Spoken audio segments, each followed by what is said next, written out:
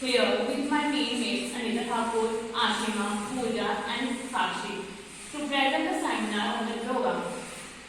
Yoga is the journey of self, through the self, to the self, mentioned in Bhagavad Gita. Introduction of yoga.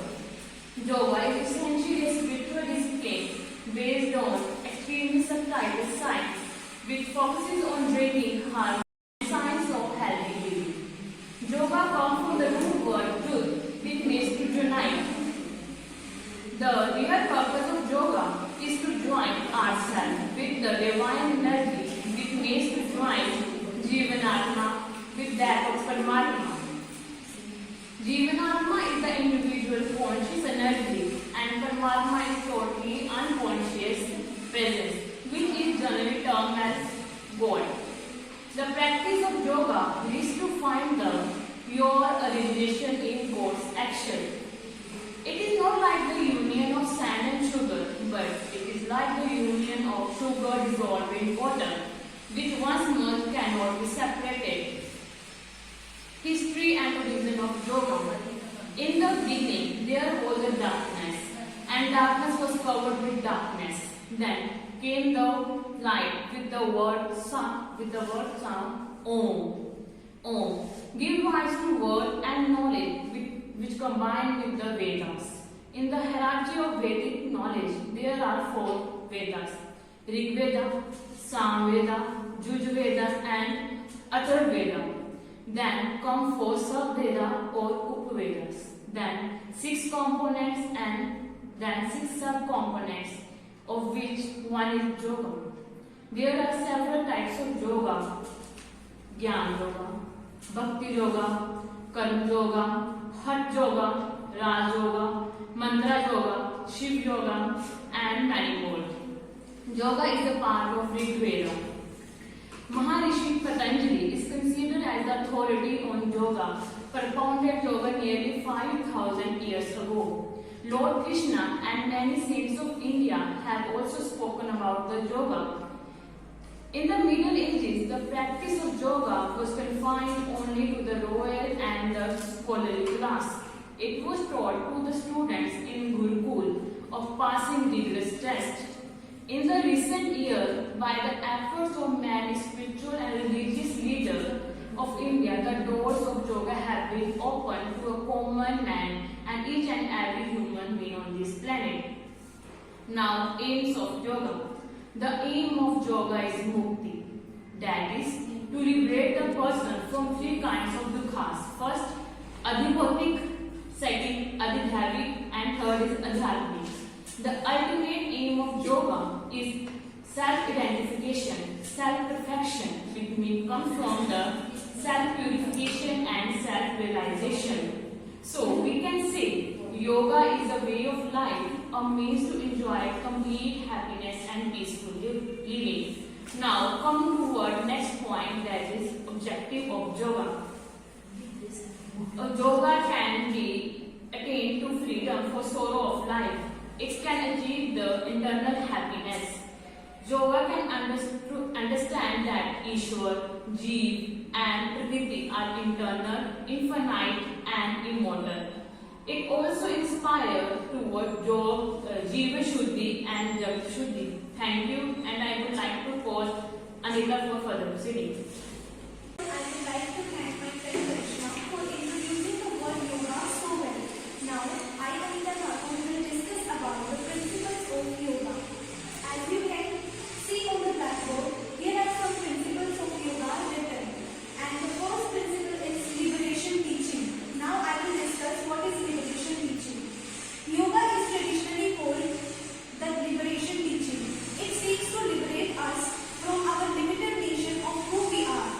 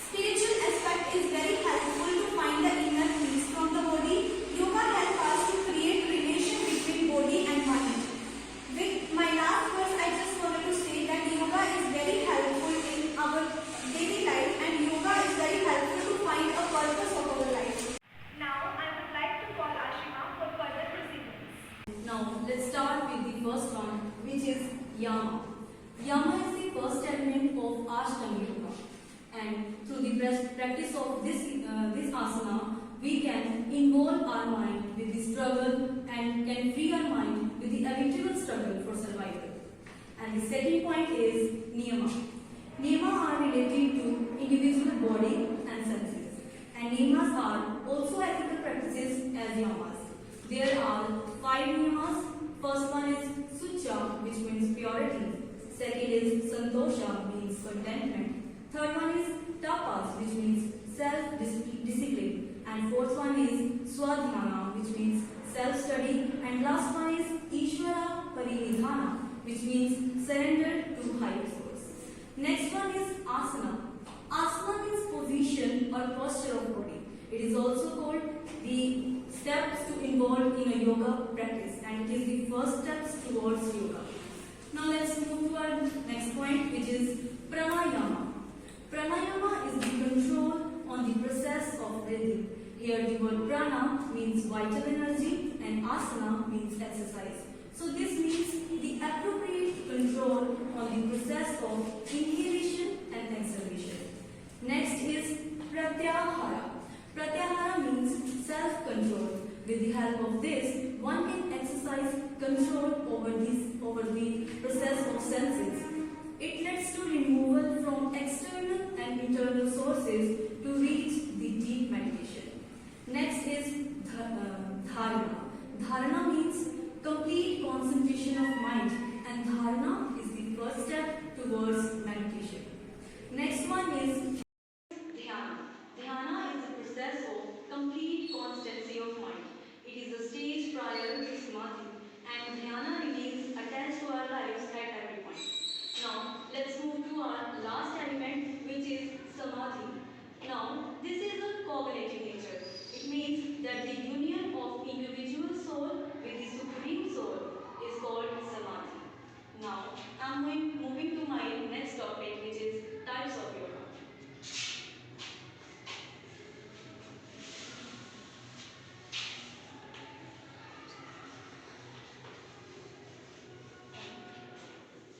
So, there are 8 types of yoga.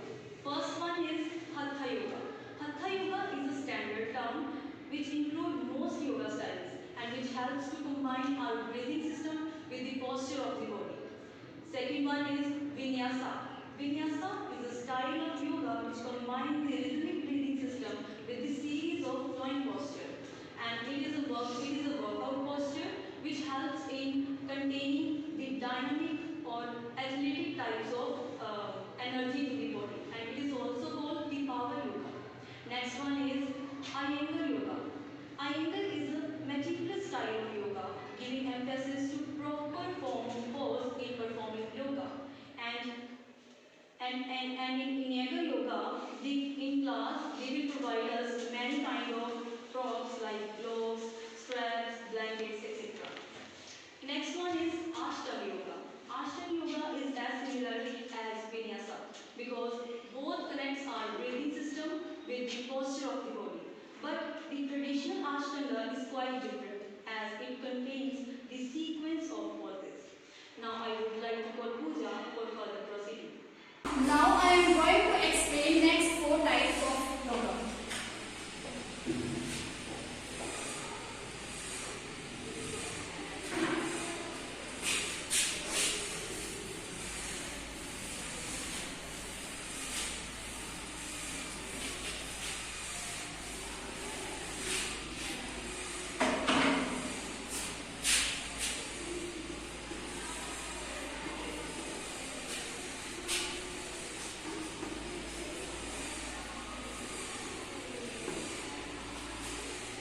Fifth one is